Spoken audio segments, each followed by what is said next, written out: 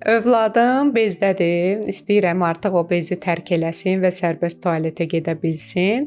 Bəli, uşaqlar yaş yarımına qədər təbii ki, hələ ki tutucu bezləri formalaşmır. Yəni bu biz sfinkton deyirik. Yəni əzələlər vardır ki, sidiyi tutur, saxlayır içində və tualetə gedənə qədər onu sidik hissəsində saxlaya bilir. Amma bu yaş yarımına qədər hələ uşaqlarda tam formalaşmır.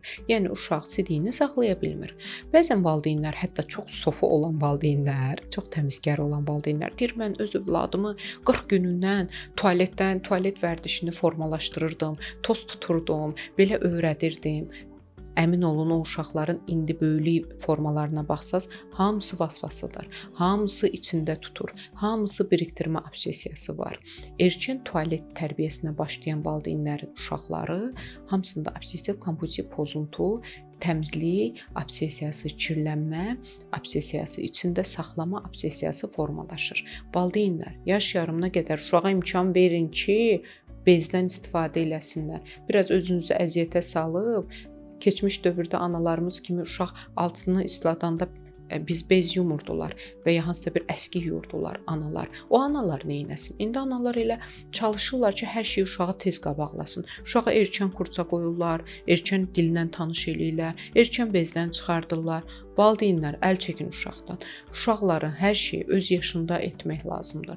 Yaş yarımına qədər tualet vərdişi uşaqlarda formalaşdırmağa başlamamalıyıq. Yaş yarımdan sonra isə rahatlıqla bu tualet təliminə başlaya bilərsiniz. Artıq 3 yaşında uşaq bezdən çıxmalıdır. Aralarda bir islatmalar ola bilər. Bu da maksimum 5 yaşına qədər. 5 yaşından sonra uşaq hansısa bir bez dəstəyi alırsa və ya tumanına, alt paltarına dəyişdirirsə, dəyirsə, bu artıq problemdir.